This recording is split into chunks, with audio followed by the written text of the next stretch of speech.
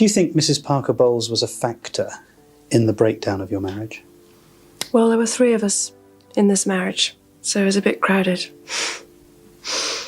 After decades of dignified silence, Thomas Blackwood, the man who tended the gardens at Kensington Palace during Princess Diana's most turbulent years, has finally come forward with revelations that offer unprecedented insights into the private world of the royal family.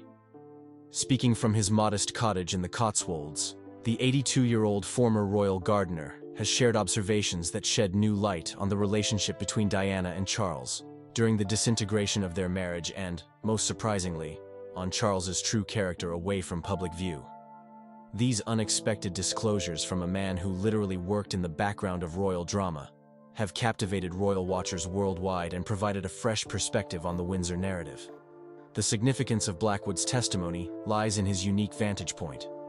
Unlike royal protection officers, butlers, or ladies-in-waiting, all of whom operated within the formal structures of royal life, Blackwood moved almost invisibly through the palace grounds, often present but rarely noticed as royals sought refuge in the gardens. "There's something about gardens that encourages people to let their guard down," Blackwood explained in his first interview.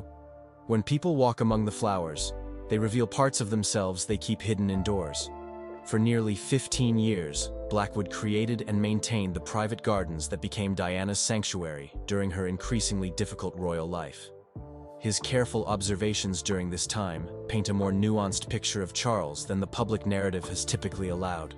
Most surprisingly, Blackwood describes witnessing moments of genuine tenderness between Charles and Diana, even during the later years of their marriage, challenging the prevailing story of complete estrangement. There were afternoons when the prince would come to Kensington specifically to walk with the princess among the White Garden, Blackwood recalls. They would speak quietly together, sometimes arguing but often simply sharing concerns about their boys. The public narrative of total hostility doesn't capture those moments of connection that never fully disappeared. More revelatory still are Blackwood's observations about Charles's private behavior following particularly difficult public moments in the disintegration of his marriage. After the princess's interview where she spoke about there being 3 people in the marriage, "I expected the prince to be furious during his next visit," Blackwood shared. "Instead, I found him sitting alone on the bench by the pond, looking utterly defeated. He asked me about a particular rose that Diana had chosen for the garden, and listened intently to my explanation of how we were nurturing it through a difficult season." These glimpses behind the carefully managed royal facade offer a more complex portrait of Charles than either his critics or defenders typically present. Blackwood's observations suggest a man caught between personal desires, institutional expectations, and genuine concern for his family's well-being, navigating these competing forces imperfectly, but not without awareness of the costs. Blackwood's revelations about Charles's horticultural knowledge and genuine passion for gardens also challenge popular perceptions. Many people assume his interest in gardening and organic farming is some kind of aristocratic affectation, Blackwood noted, but I've rarely encountered anyone with such detailed knowledge or authentic concern for the natural world. He would arrive at Kensington with soil still under his fingernails from working at Highgrove. The timing of these disclosures, coming shortly after King Charles's health challenges became public, seems deliberate on Blackwood's part. "I'm an old man now, and the king is facing his own mortality," he explained. "Some truths deserve to be part of the historical record, while those who witnessed them can still attest to them clearly." For royal observers, Blackwood's testimony is particularly valuable because it comes from someone with no apparent agenda.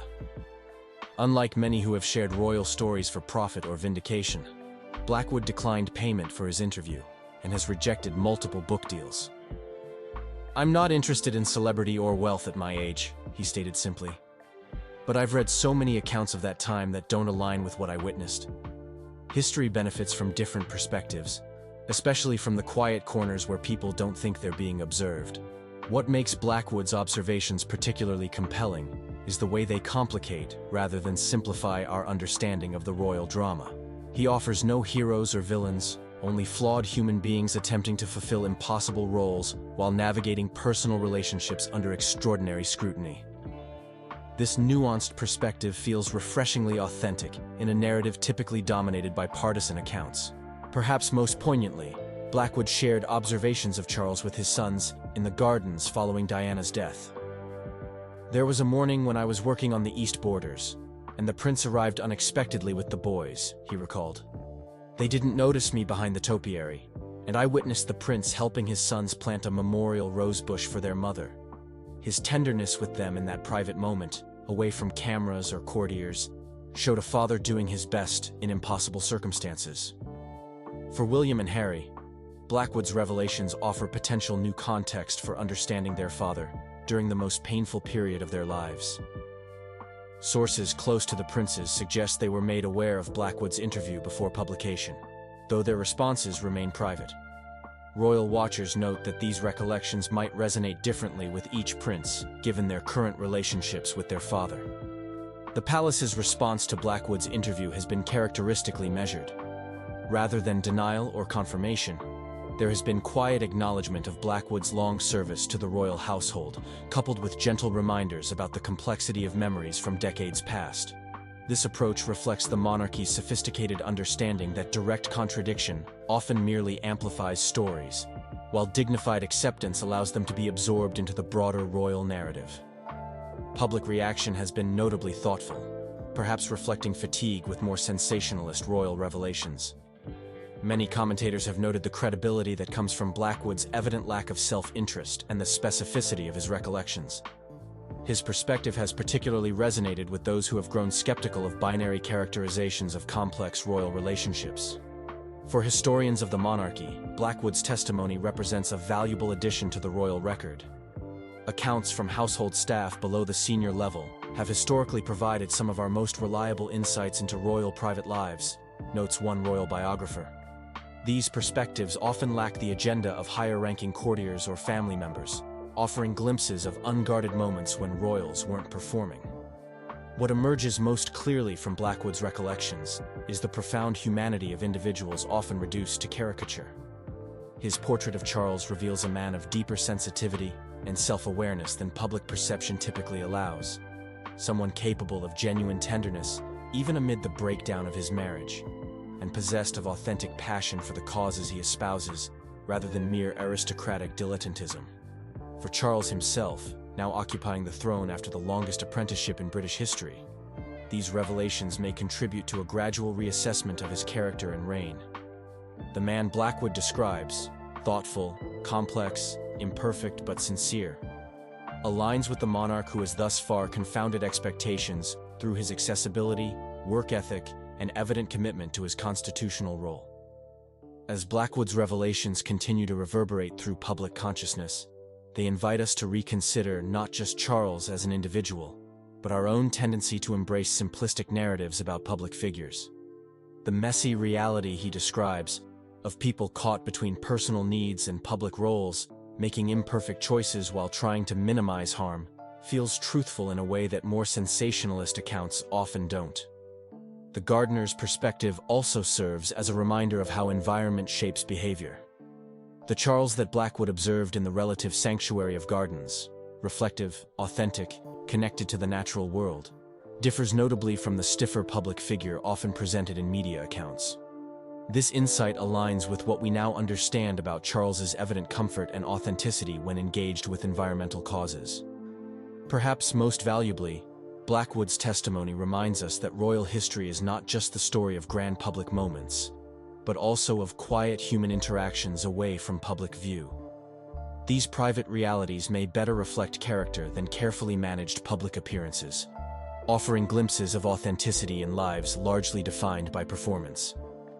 For a monarchy navigating the complex transition to a new reign, these humanizing insights potentially serve institutional interests as well. A king understood as a complex, thoughtful individual rather than a remote figurehead may connect more effectively with a public increasingly skeptical of traditional authority and hungry for authentic leadership. What remains most striking about Blackwood's account is its gentle insistence on complexity over simplicity, empathy over judgment. The former gardener offers no definitive pronouncements about who was right or wrong in the royal drama he witnessed, only careful observations of human beings navigating extraordinary circumstances with the limited emotional resources available to them. Gardens teach you that growth is rarely perfect or predictable, Blackwood observed in concluding his interview. The royal family I glimpsed in those private moments were like any family, tending their relationships as best they could, sometimes failing, sometimes nurturing new growth even from damaged roots. The only difference was, they had to do it with the whole world watching and judging.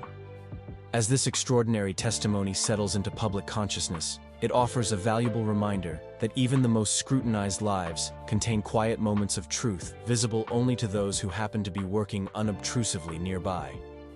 In sharing these moments, an elderly gardener has contributed something meaningful to our understanding not just of the royal family, but of the complex, contradictory nature of human relationships under pressure. For Charles, now king in his 8th decade, Blackwood's recollections may represent a small but meaningful correction to a public narrative that has often failed to capture his full humanity. And for those who continue to process the complex legacy of Diana, they offer a gentle reminder that the truth of her marriage, like all human relationships, contained more shades of gray than the stark black and white of public perception. In the final analysis, Blackwood's testimony serves as a reminder that history is always more nuanced than headlines suggest, and that sometimes the truest insights come from those who tend the background of our shared stories, quietly observing as the drama of human life unfolds against the backdrop they have helped to create. Saya sekarang berusia 75 tahun dan saya tidak dapat mengingat siapapun kecuali mereka. Dalam perkembangan mengejutkan yang telah membuat Istana Buckingham bergemuruh, Laura Lopez, Putri Ratu Camilla, telah dijatuhi hukuman dalam kasus yang diselimuti kerahasiaan luar biasa. Putusan yang disampaikan secara tertutup dan tidak ada dalam catatan pengadilan publik telah mengakibatkan dia segera dideportasi dari tanah Inggris. Pejabat istana telah berusaha keras untuk menyembunyikan rincian kasus tersebut, tetapi sumber kami telah mengungkap informasi yang mengganggu tentang apa yang sebenarnya terjadi. Apa yang dapat dilakukan Putri Ratu untuk menerima hukuman yang begitu berat, dan mengapa keluarga kerajaan berusaha keras untuk menyembunyikannya? Nantikan karena pengungkapan ini mengubah semua yang kami kira kami ketahui tentang House of Windsor. Sidang rahasia.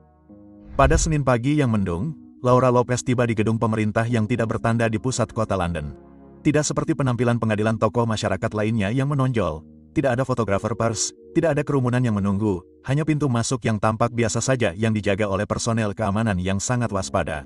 Berpakaian konservatif dan dikawal oleh orang-orang yang tidak membawa identitas resmi, Laura diantar melalui pintu masuk pribadi dan menghilang dari pandangan publik. Di dalam, ada apa yang digambarkan oleh salah satu sumber sebagai pengadilan yang tidak resmi ada. Tidak ada galeri publik, tidak ada reporter pengadilan, tidak ada prosedur hukum biasa. Ruangan kecil yang sederhana itu hanya berisi personel penting. Seorang hakim dengan izin keamanan khusus, jaksa dengan latar belakang intelijen alih-alih kredensial dinas penuntutan kerajaan yang biasa, dan tim pembela yang terikat oleh perjanjian kerahasiaan yang sangat ketat sehingga melanggarnya akan dianggap sebagai pengkhianatan. Ini bukanlah keadilan seperti yang dipahami publik, ungkap seorang sumber yang memiliki hubungan dengan protokol keamanan kerajaan. Ini adalah manajemen krisis yang disamarkan sebagai proses hukum. Dakwaan terhadap Laura, meskipun tidak pernah dipublikasikan secara resmi, berpusat pada akses tidak sah ke arsip kerajaan yang dirahasiakan, khususnya dokumen yang telah disembunyikan oleh kerajaan selama beberapa dekade dari pandangan publik. Menurut sumber kami, Laura telah menghabiskan waktu bertahun-tahun secara diam-diam mengumpulkan informasi yang menimbulkan ancaman eksistensial terhadap citra kerajaan modern yang dibuat dengan hati-hati. Dia mulai dengan rasa ingin tahu yang sederhana tentang sejarah keluarga, jelas seseorang yang sebelumnya terhubung dengan rumah tangga Laura. Namun apa yang ditemukannya membawanya ke jalan yang akhirnya melewati batas yang tidak dapat ditoleransi oleh lembaga tersebut. Materi yang paling sensitif diduga mencakup dokumen yang terkait dengan pengaturan keuangan kerajaan dengan pemerintah asing, koresponden pribadi yang mengungkap pendapat bangsawan senior yang tidak disaring tentang masalah politik, dan catatan yang paling mengejutkan yang bertentangan dengan narasi resmi tentang peristiwa sejarah penting yang melibatkan monarki.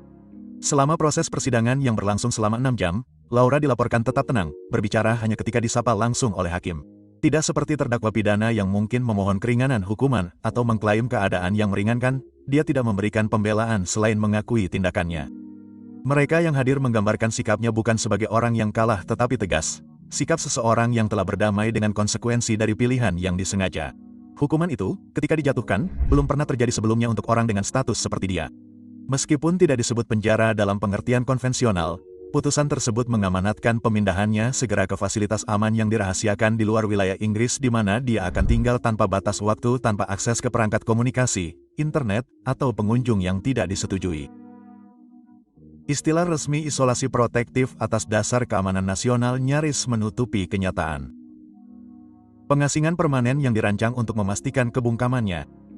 Saat Laura dikawal keluar dari ruangan melalui pintu keluar yang aman, ia dilaporkan menoleh ke seorang pejabat senior kerajaan yang hadir dan mengucapkan 7 kata yang telah menghantui koridor istana sejak saat itu.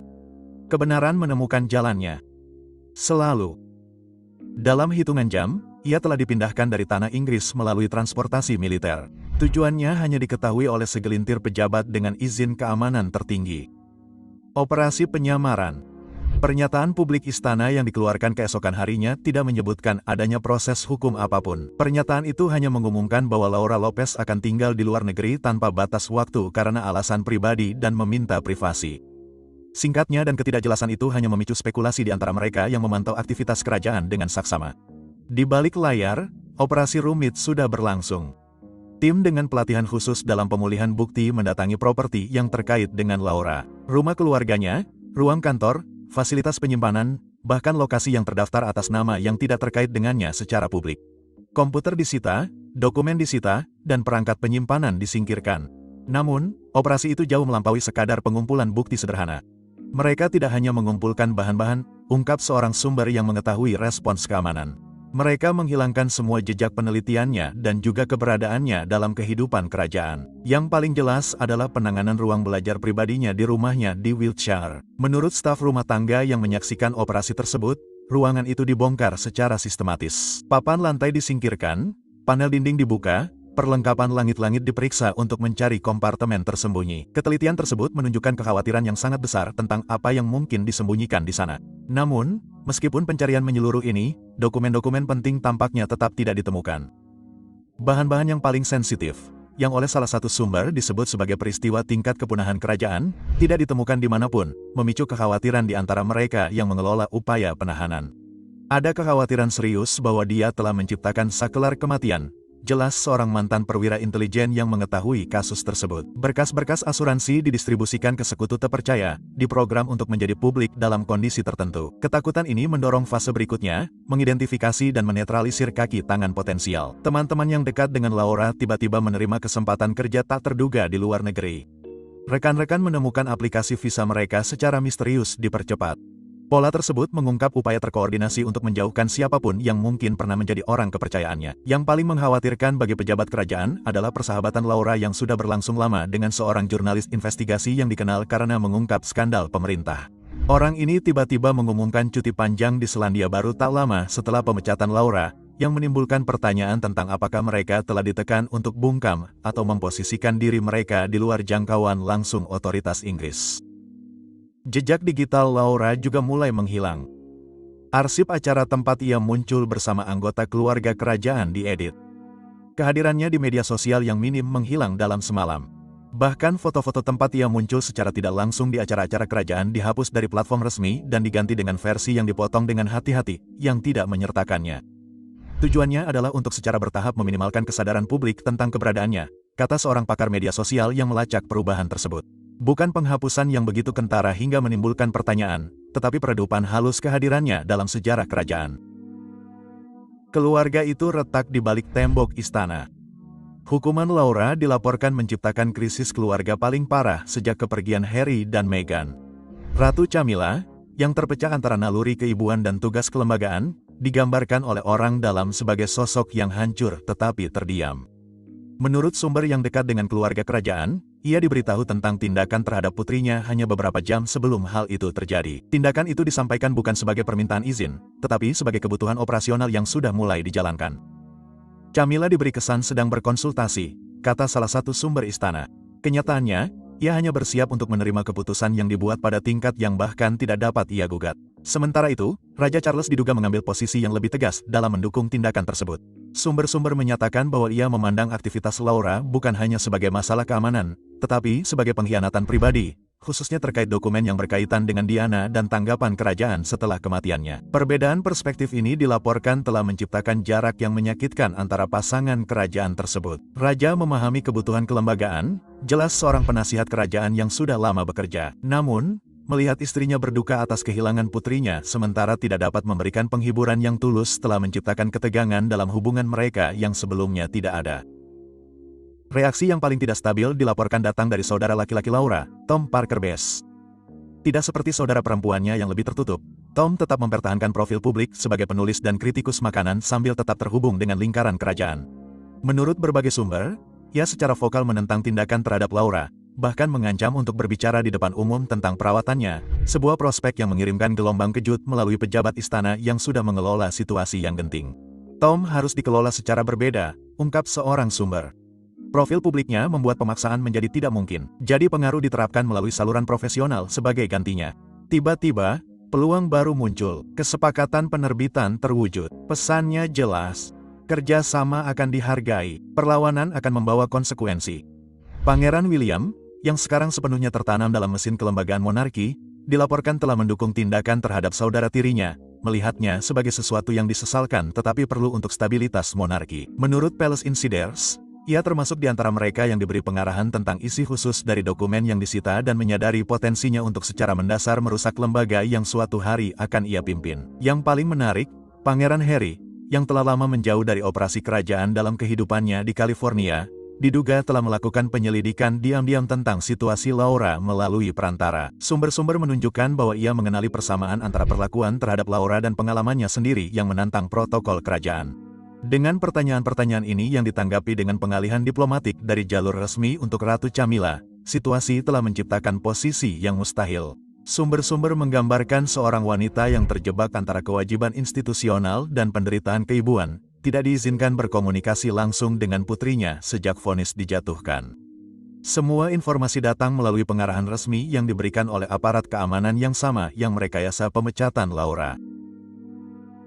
Di depan umum, ia tetap tenang, kata seorang anggota staf rumah tangga. Secara pribadi, beban itu terlihat. Ia mulai mempertanyakan jalan yang membawanya ke kehidupan kerajaan, bertanya-tanya apakah biaya pribadinya telah menjadi terlalu besar. Ia adalah penjahat, ia adalah orang ketiga dalam pernikahan itu. Ia perlu merehabilitasi citranya. Ruang sidang sunyi, semua orang menonton, menunggu. Kemudian sesuatu yang mengejutkan terjadi.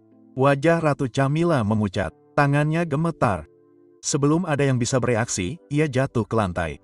Terkesiap memenuhi ruangan, orang-orang melompat dari tempat duduk mereka. Hakim, pengacara, keamanan, semua orang terkejut. Beberapa saat yang lalu, dia berdiri di sana menunggu untuk mendengar hukumannya. Namun, begitu hakim berbicara, semuanya berubah. Kata-kata itu menghantamnya seperti beban berat.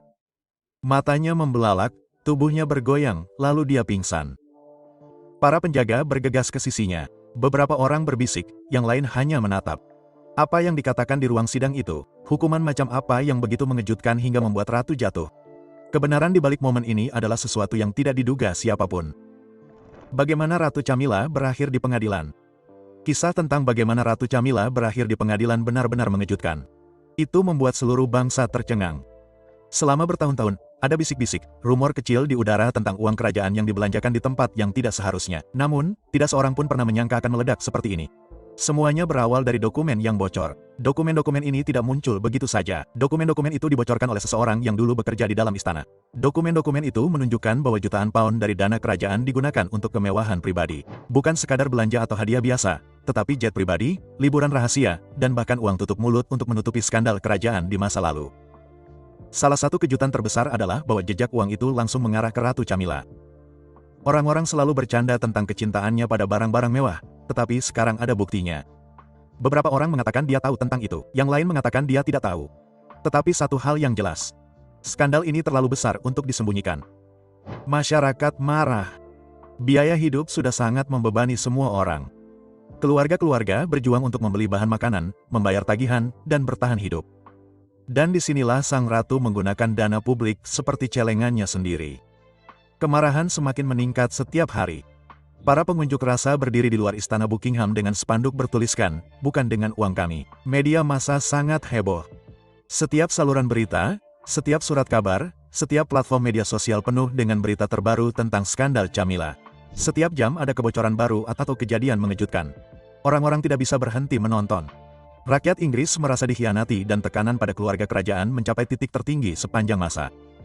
Yang memperburuk keadaan adalah kenyataan bahwa keluarga kerajaan jarang menghadapi tindakan hukum. Terakhir kali publik melihat seorang anggota keluarga kerajaan menghadapi masalah hukum adalah ketika Pangeran Andrew terlibat dalam skandal serius. Namun, saat itu pun, keluarganya berhasil melindunginya. Namun, kali ini berbeda. Buktinya terlalu kuat dan orang-orang terlalu marah. Tidak ada jalan keluar. Kasus itu harus dibawa ke pengadilan. Drama ruang sidang. Hari persidangan terasa seperti film. Orang-orang berkumpul di luar pengadilan sejak pagi sambil memegang poster dan meneriakkan yel-yel. Reporter dari seluruh dunia berada di sana mencoba untuk melihat sekilas sang ratu. Saat dia masuk, semua orang ingin melihat wajahnya. Apakah dia akan terlihat takut? Apakah dia akan muncul? Saat jam menunjukkan pukul 9 pagi, pintu ruang sidang terbuka. Kamera menyala dengan sangat terang. Dan di sanalah dia, Ratu Camilla. Dia mengenakan gaun hitam dan kacamata hitam. Wajahnya pucat dan bibirnya terkatup rapat. Dia tidak tersenyum, dia tidak melambaikan tangan. Dia hanya berjalan masuk, mengabaikan kerumunan. Namun, satu hal yang jelas. Raja Charles tidak bersamanya. Orang-orang memperhatikan. Itu lebih jelas daripada kata-kata. Suasana di dalam ruang sidang terasa berat. Anda bisa merasakan ketegangannya. Jaksa penuntut sudah siap. Mereka memaparkan setiap bukti yang mereka miliki. Foto, kwitansi, catatan bank, semuanya menunjukkan bagaimana uang yang seharusnya untuk amal dan proyek publik telah digunakan untuk kesenangan pribadi Camilla. Liburan di pulau pribadi, pakaian desainer, kesepakatan rahasia, semuanya kini sudah diketahui publik. Dan kemudian datanglah perubahan terbesar. Pernyataan dari staf istana. Orang-orang yang pernah bekerja untuk ratu berdiri di depan semua orang dan berbicara. Mereka berbicara tentang bagaimana mereka diminta untuk menutupi sesuatu. Mereka berbicara tentang ancaman yang mereka terima ketika mereka menolak. Seorang mantan anggota staf dengan air mata berlinang berkata, "Kami disuruh diam atau kehilangan pekerjaan. Kami takut." Petik 2. Tim pembela Camilla berusaha sebaik mungkin. Mereka menggambarkannya sebagai seorang wanita yang hanya menjadi korban politik istana. Mereka berpendapat bahwa ia tidak tahu dari mana uang itu berasal. Mereka mengatakan bahwa ia hanya mempercayai orang yang salah. Pengacaranya bahkan mengatakan bahwa Yang Mulia hanya melakukan apa yang menurutnya terbaik untuk mahkota. Dia tidak pernah bermaksud menyakiti siapapun, tetapi kerusakan telah terjadi. Pengadilan telah mendengar terlalu banyak. Orang-orang telah melihat terlalu banyak. Dan jauh di lubuk hatinya, bahkan Camilla tahu ini tidak akan berakhir dengan baik. Putusan dan hukuman. Setelah berhari-hari berdebat, pernyataan saksi, dan bukti yang tak terhitung jumlahnya ditunjukkan, momen yang ditunggu-tunggu semua orang akhirnya tiba. Ruang sidang menjadi sunyi saat hakim bersiap untuk menyampaikan putusan. Kamera menyorot. Reporter menahan napas. Bahkan di luar pengadilan, orang-orang berdiri mematung, menunggu.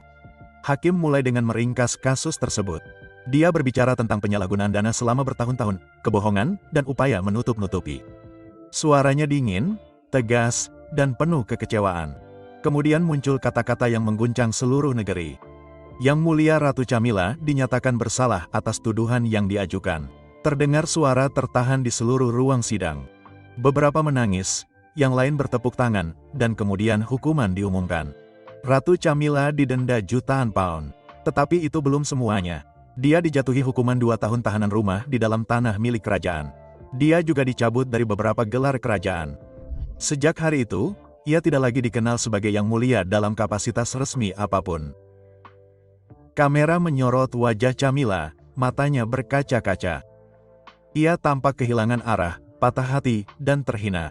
Dan kemudian, tepat di hadapan semua orang, Camilla ambruk. Tubuhnya lemas saat ia pingsan. Suara napas tersengal-sengal memenuhi ruang sidang. Para wartawan berteriak. Staf medis bergegas masuk mencoba menyadarkannya. Di luar, pemandangannya liar. Para pengunjuk rasa bersorak. Mereka berteriak, "Keadilan!" Akhirnya, keadilan. Namun tidak semua orang senang. Para pendukung kerajaan yang setia berdiri sambil menangis, memegang erat-erat foto Camilla dan Raja. Itu adalah momen yang tidak akan pernah dilupakan siapapun. Media internasional meliput cerita itu. Berita utama di seluruh dunia berteriak, Ratu ambruk di pengadilan setelah dijatuhi hukuman. Hari tergelap keluarga kerajaan kini ditayangkan langsung di setiap layar TV di seluruh dunia. Tanggapan keluarga kerajaan. Saat berita tentang runtuhnya Camilla menyebar, semua mata tertuju ke istana Buckingham. Semua orang ingin tahu bagaimana reaksi Raja Charles. Beberapa jam kemudian, seorang juru bicara kerajaan membacakan pernyataan dari Raja. Kata-katanya penuh dengan kesedihan. "Istri saya adalah korban keadaan. Dia telah diperlakukan tidak adil. Kami akan mendukungnya." Namun di balik layar, rumor menceritakan kisah yang berbeda. Orang dalam mengklaim Raja Charles sangat marah. Tidak hanya marah, tetapi malu karena wanita yang dicintainya telah menyeret monarki ke dalam lumpur. Keadaan menjadi lebih buruk ketika Pangeran William dan Pangeran Harry bereaksi. William tetap diam, menghindari wartawan, tetapi sumber yang dekat dengannya mengatakan dia patah hati dan kecewa. Harry, di sisi lain, tidak bisa menahan diri. Meghan memposting pesan samar di Instagram yang berbunyi, "Karma selalu tahu di mana menemukanmu." Para penggemar menjadi heboh. Apakah itu ditujukan kepada Camilla? Banyak yang percaya begitu. Di dalam istana, kekacauan terjadi.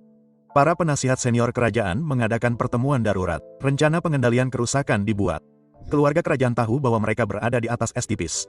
Satu langkah yang salah dan monarki itu sendiri bisa jatuh. Dalam pernyataan lain, istana menjanjikan kerjasama penuh dengan hukum. Namun sebenarnya mereka takut. Takut akan apa artinya ini bagi masa depan.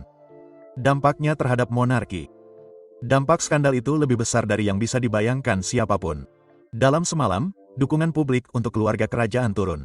Jajak pendapat menunjukkan hasil yang mengejutkan. Lebih dari separuh negara sekarang menginginkan monarki dihapuskan. Orang-orang lelah dengan skandal, lelah dengan rahasia, lelah membayar kemewahan kerajaan sementara mereka berjuang untuk hidup.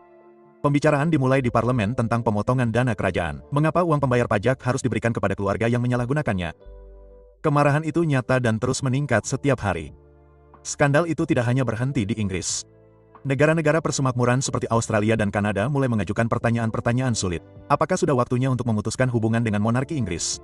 Bisakah mereka benar-benar mendukung keluarga kerajaan yang terlibat dalam korupsi seperti itu? Bagi Camilla, masa depan tampak suram.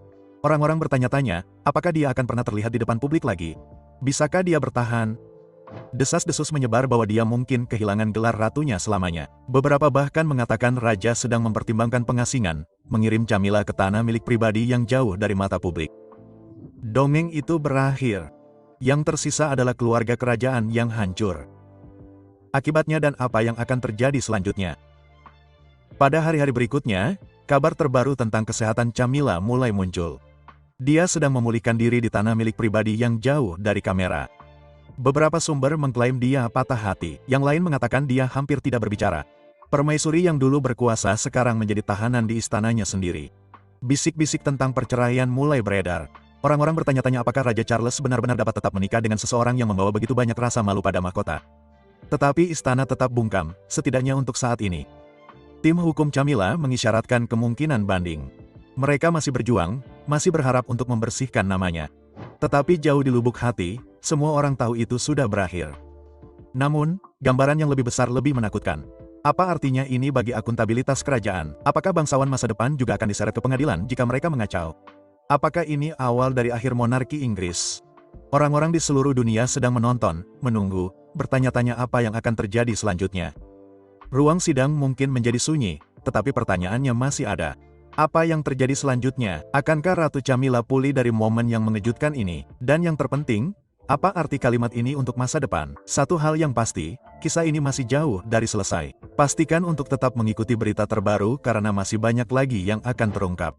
Jika Anda merasa video ini menarik, jangan lupa untuk menyukai, berlangganan, dan mengaktifkan notifikasi agar Anda tidak melewatkan pembaruan besar berikutnya. Terima kasih telah menonton, dan sampai jumpa di video berikutnya. Anda tidak percaya dia sudah meninggal. Untuk waktu yang lama, saya hanya menolak untuk menerima bahwa dia sudah tiada. Sebagian karena, Anda tahu, dia tidak akan pernah melakukan ini kepada kita, tetapi juga sebagian karena mungkin ini semua adalah bagian dari sebuah rencana. Kematian Putri Diana memicu banyak rumor dan spekulasi selama bertahun-tahun. Namun, masih banyak pertanyaan yang belum terjawab. Pertanyaan-pertanyaan ini telah terpendam selama beberapa dekade. Nah, secara mengejutkan, ternyata jawaban yang kita semua dambakan ada dalam 24 jam terakhir hidupnya yang dramatis. Bergabunglah dengan kami dalam video ini saat kami mengungkap kisah yang belum terungkap tentang hari terakhir Diana, mengungkap kebenaran yang mengejutkan di balik peristiwa yang menyebabkan kematiannya yang terlalu dini.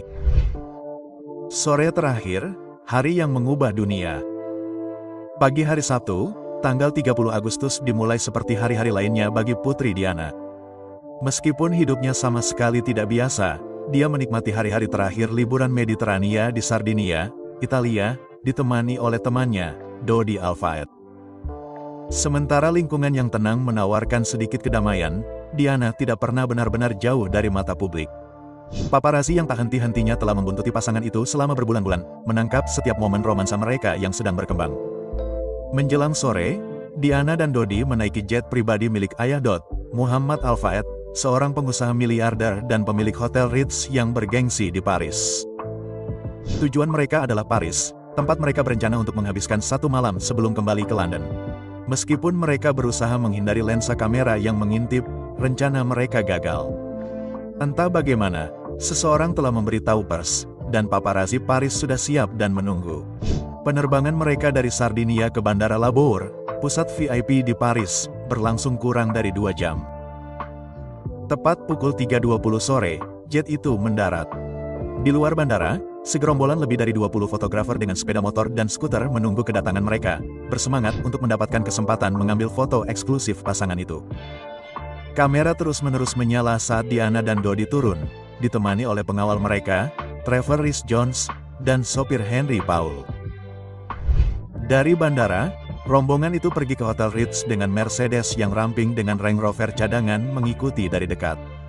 Michael Cole, juru bicara keluarga Al-Fayed, kemudian mengatakan bahwa kedatangan mereka sama sekali tidak tenang, dengan para fotografer yang berkendara di samping mobil, mengambil gambar di setiap sudut. Kekacauan itu sangat meresahkan Diana. Menurut laporan, dia menyatakan kekhawatirannya terhadap paparazzi, dengan menyatakan, salah satu dari orang-orang ini akan terbunuh. Kekhawatirannya bukan untuk keselamatannya sendiri, tetapi untuk perilaku sembrono para fotografer yang mengejar mereka. Sore itu menandai dimulainya apa yang akan menjadi salah satu bab paling tragis dan dramatis dalam sejarah modern. Hari yang dimulai dengan penerbangan dari Sardinia dan akan berakhir dengan dunia yang berduka atas kehilangan putri rakyat tercintanya. Terus saksikan momen-momen di Hotel Ritz dan perjuangan dengan paparazzi. Setelah kedatangan mereka yang penuh peristiwa di Paris, Putri Diana dan Dodi Al-Fayed mencari perlindungan di pangkuan kemewahan di Hotel Ritz, salah satu tempat paling mewah di dunia. Saat itu sekitar pukul 4 sore ketika mereka check-in ke Imperial Suite. Meskipun kunjungan mereka dimaksudkan untuk beristirahat sejenak, bayangan paparazzi yang terus-menerus mengikuti mereka tanpa henti. Pada pukul 6.30 malam itu, Dodi berhasil menyelinap pergi tanpa diketahui untuk mengunjungi toko perhiasan eksklusif di dekatnya. Di sana, ia diam-diam mengambil cincin yang telah dipilih pasangan itu 10 hari sebelumnya saat berkunjung ke lokasi toko perhiasan di Monte Carlo. Ketika ditanya tentang pilihan cincin itu, seorang toko perhiasan mengungkapkan bahwa mereka memilihnya bersama-sama.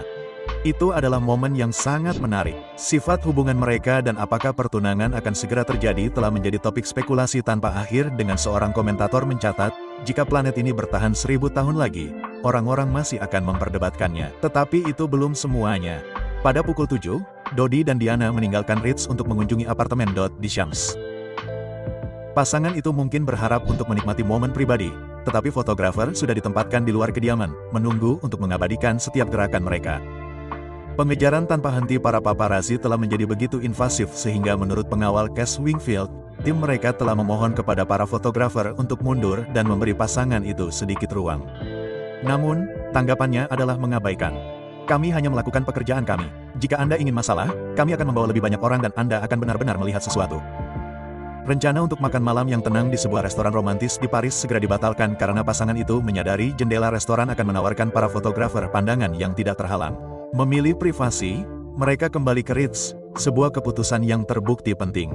Meskipun perjalanan singkat sejauh 2 km, paparazzi membuntuti mereka tanpa henti. Kamera keamanan Ritz menangkap salah satu gambar publik terakhir Diana saat dia memasuki pintu putar. Terlihat tertekan oleh kejadian hari itu, frustrasinya terlihat jelas, dan harapannya untuk malam yang damai telah hancur. Yang menambah ketegangan malam itu adalah Henry Paul, penjabat kepala keamanan Ritz, yang telah kembali bertugas sekitar pukul 10 malam. Setelah keluar lebih awal di malam hari. Pada saat itu, ia diduga telah mengonsumsi alkohol dalam jumlah yang cukup banyak.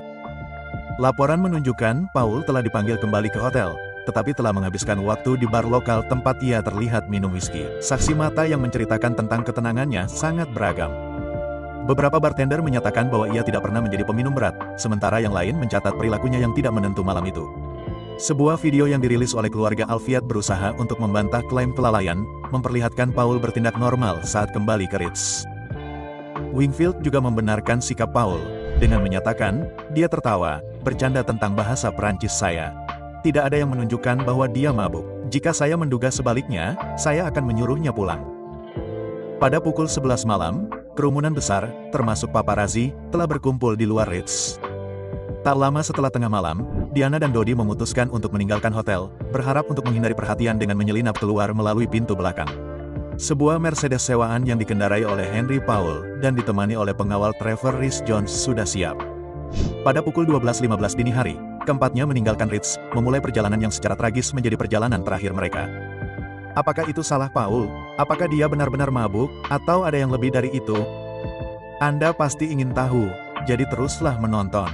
Perjalanan terakhir, keberangkatan dari Ritz, dan kecelakaan fatal. Henry Powell, wakil kepala keamanan di Ritz, mengambil alih kursi pengemudi malam itu. Tanpa sepengetahuan Diana dan Dodi, Paul menyimpan rahasia berbahaya di balik penampilannya yang tenang. Laporan toksikologi kemudian mengungkapkan kebenaran yang mengerikan. Paul telah mengonsumsi alkohol 3 kali lebih banyak dari batas yang diizinkan di Prancis. Yang lebih membahayakan, jejak obat resep ditemukan dalam tubuhnya, yang menciptakan campuran zat yang sangat mengganggu penilaiannya. Begitu berada di jalan, menjadi jelas bahwa paparazzi tidak tertipu oleh pengalihan perhatian itu. Beberapa fotografer dengan sepeda motor segera mengejar, menerobos lalu lintas untuk mengejar subjek berharga mereka. Para saksi kemudian menceritakan kembali kejadian yang tidak nyata itu. Mercedes hitam itu melaju kencang di jalanan Paris, diapit oleh sepeda motor dengan fotografer yang mengarahkan kamera mereka seperti senjata. Stéphane Darmon, seorang pengendara sepeda motor yang menemani seorang fotografer, menggambarkan perilaku mengejek Henry Powell terhadap paparazzi, menyebutnya sebagai permainan kucing-kucingan yang berbahaya. Saat pengejaran semakin intensif, begitu pula bahayanya. Mobil itu dilaporkan mencapai kecepatan lebih dari 150 km per jam. Mengemudi Paul yang tidak menentu hanya meningkatkan ketegangan dengan laporan yang menunjukkan bahwa ia sengaja berusaha mengecoh paparazzi dengan menerobos lalu lintas dan berakselerasi secara tidak terduga. Masih ada lagi. Perjalanan mereka berubah menjadi malapetaka saat mereka mendekati terowongan Pontalma. Di dalam terowongan bawah tanah yang remang-remang, kekacauan terjadi. Dengan kecepatan tinggi, Mercedes itu bertabrakan dengan Fiat Uno putih misterius, membuat mobil itu berputar-putar tak terkendali. Potongan-potongan Fiat itu kemudian ditemukan di lantai terowongan di samping kaca spion Mercedes yang pecah. Namun, Fiat itu sendiri dan pengemudinya lenyap, membuat para penyelidik bingung. Saksi mata di tempat kejadian menggambarkan akibat yang mengerikan itu. Mercedes itu menabrak pilar ke-13 terowongan dengan kekuatan yang dahsyat, meremukkan kendaraan itu menjadi massa logam yang tidak dapat dikenali. Suara tabrakan bergema di seluruh terowongan, menarik perhatian langsung dari para pejalan kaki dan petugas tanggap darurat. Reruntuhan itu mengungkap biaya tragis dari perjalanan terakhir itu. Dodi Alfred tewas saat terjadi tabrakan. Trevor Ray Jones, satu-satunya yang selamat, menderita cedera wajah yang parah dan kemudian mengklaim bahwa ia tidak ingat kecelakaan itu. Putri Diana, meskipun masih hidup saat tim penyelamat tiba, terluka parah. Peran paparazzi dalam tragedi itu masih menjadi bahan perdebatan sengit. Beberapa fotografer mengklaim mereka tidak cukup dekat dengan mobil tersebut untuk menyebabkan kecelakaan, sementara yang lain mengakui mereka mengikuti Mercedes tersebut dengan kecepatan tinggi. Dalam pernyataan emosional, Ayah Muhammad Al-Fiat menyalahkan pelecehan yang tidak beralasan, tidak perlu, dan tidak diinginkan dari paparazzi atas peristiwa yang terjadi. Fiat Uno yang misterius menambah lapisan kompleksitas lain pada penyelidikan. Mengapa pengemudinya menghilang kecuali mereka memiliki sesuatu untuk disembunyikan? Apakah itu seorang pengamat yang tidak bersalah yang terjebak dalam kekacauan? Atau apakah kehadirannya menandakan sesuatu yang lebih jahat? Pertanyaan-pertanyaan ini terus berlanjut, memicu teori konspirasi dan spekulasi publik. Nah, ini bukanlah momen terakhir bagi putri rakyat tersebut. Beberapa pertempuran dilakukan untuk menyelamatkannya. Teruslah saksikan untuk mengetahui upaya yang dilakukan dan mengapa upaya tersebut akhirnya tidak berhasil. Tanggapan pertolongan pertama, perlombaan untuk menyelamatkan Putri Diana di tempat kejadian. Kecelakaan mengerikan di terowongan Pontalma meninggalkan pemandangan kehancuran yang menuntut tindakan segera dan tegas. Saat kekacauan terjadi, petugas tanggap darurat tiba karena jantungnya tidak dapat berfungsi dengan baik karena kekurangan darah. Ia kemudian menjelaskan, "Saya melakukan prosedur ini agar ia dapat bernapas, tetapi situasinya bahkan lebih buruk daripada yang dikhawatirkan orang pada awalnya." Dr. Damon menemukan bahwa perikardium Diana, membran pelindung yang mengelilingi jantungnya, telah robek, yang berarti jantungnya tidak dapat berfungsi dengan baik lagi. Pada pukul 2.30 dini hari tanggal 31 Agustus tahun 1997, menjadi jelas bahwa tim tersebut membutuhkan keahlian tambahan. Keputusan diambil untuk memanggil Profesor Alan Pavey, seorang ahli bedah jantung terkenal. Ia tiba di rumah sakit tepat waktu, siap untuk bergabung dalam perjuangan demi hidup Diana. Di dalam ruang operasi, Profesor Pavey dan tim medis bekerja tanpa lelah untuk menemukan sumber pendarahan hebat. Waktu hampir habis. Setelah pencarian yang putus asa, mereka menemukan penyebab yang menghancurkan, robekan pada vena paru kiri atas Diana di dekat jantung. Itu adalah lubang di jantungnya, dan kerusakannya sangat parah. Dr. Domen mengingat dengan jelas intensitas momen itu, memperhatikan bagaimana Profesor Pavey dengan ahli menjahit robekan itu, dengan harapan dapat menyelamatkan nyawanya. Meskipun mereka telah berusaha sebaik mungkin, menjadi jelas bahwa kerusakannya terlalu parah untuk diatasi. Jantungnya berjuang untuk mempertahankan ritme yang stabil, dan kondisinya memburuk dengan cepat. Petik 2. Tim medis mencoba segala cara yang mereka bisa untuk menyelamatkannya. Kami mencoba sengatan listrik beberapa kali. Dr. Domen kemudian menceritakan, suaranya berat karena emosi. Namun, kami tidak dapat membuat jantungnya berdetak lagi. Meskipun mereka berusaha keras, jelas bahwa hanya ada sedikit harapan. Jadi, kapan dia dinyatakan meninggal? Dan bagaimana dunia dan keluarga kerajaan menanggapi berita ini? Terus saksikan untuk mengetahui lebih lanjut. Kematian dini Putri Diana, duka cita, dan pemakaman. Setelah pijat jantung dan operasi tanpa henti selama 2 jam dalam upaya putus asa untuk menyelamatkan hidupnya, tubuh Putri Diana akhirnya menyerah pada luka dalam yang parah akibat kecelakaan itu. Pada pukul 4 pagi, di tengah keheningan ruang operasi, upaya staf medis berakhir dengan menyayat hati. Putri Diana, yang dicintai oleh jutaan orang, dinyatakan meninggal. Setelah kematiannya, kesedihan menyelimuti dunia. Ketika Pangeran Charles dan saudara perempuan Diana tiba di Paris untuk membawa jenazahnya kembali ke London, ekspresi mereka mengungkapkan banyak kesedihan mendalam yang mereka alami. Namun, saudara laki-laki Diana, Earl Charles Spencer, yang kemudian akan meletakkan kesedihan mendalam saat itu menjadi kata-kata. Di pemakamannya, ia menyoroti salah satu ironi terbesar dalam hidup Diana. Seorang wanita yang diberi nama Dewi Perburuan kuno pada akhirnya menjadi orang yang paling diburu di zaman modern. Kembali di Inggris, kehilangan Putri Diana membangkitkan curahan kesedihan yang tidak seperti yang pernah dilihat negara itu sebelumnya. Dari jalan-jalan London yang ramai hingga jalan-jalan pedesaan yang tenang, Inggris bersatu dalam duka, bertekad untuk menghormati kenangan putri rakyat mereka yang tercinta. Bunga, upeti, dan pesan-pesan yang menyentuh hati membanjiri gerbang Istana Kensington, mengubahnya menjadi simbol kesedihan kolektif yang dialami oleh jutaan orang. Jalan-jalan dipenuhi dengan karangan bunga, masing-masing merupakan ekspresi nyata dari warisan abadi Diana dan cinta yang telah diilhaminya. Pada tanggal 6 September tahun 1997, perjalanan terakhir Putri Diana dimulai. Prosesi pemakaman berangkat dari Istana Kensington, menarik ribuan orang ke jalan untuk memberikan penghormatan. Peti jenazah, yang dibawa dengan kereta perang yang ditarik oleh 6 ekor kuda hitam, menuju Westminster Abbey. Sepanjang perjalanan, putra-putra Diana, Pangeran William yang berusia 15 tahun dan Pangeran Harry yang berusia 12 tahun, berjalan di bagian akhir. Hati mereka berat karena kehilangan saat mereka menghormati ibu yang sangat mereka cintai. Itu adalah pemandangan yang menggerakkan dunia dengan sekitar 2,5 miliar orang di seluruh dunia menyaksikan peristiwa muram itu terungkap. Layanan diakhiri dengan Putri Diana dimakamkan di tanah milik keluarganya di Altop di sebuah pulau yang tenang di mana dia akan selamanya berada dalam kedamaian. Bangsa dan dunia telah mengucapkan selamat tinggal terakhir mereka kepada seorang putri yang telah melampaui status kerajaan untuk menjadi simbol kemanusiaan dan kasih sayang yang abadi. Jadi, menurut Anda siapa yang salah? Henry Paul, paparazzi, atau mungkin ada yang lebih? Beritahu kami pendapat Anda di bagian komentar di bawah ini. Sampai jumpa di yang berikutnya.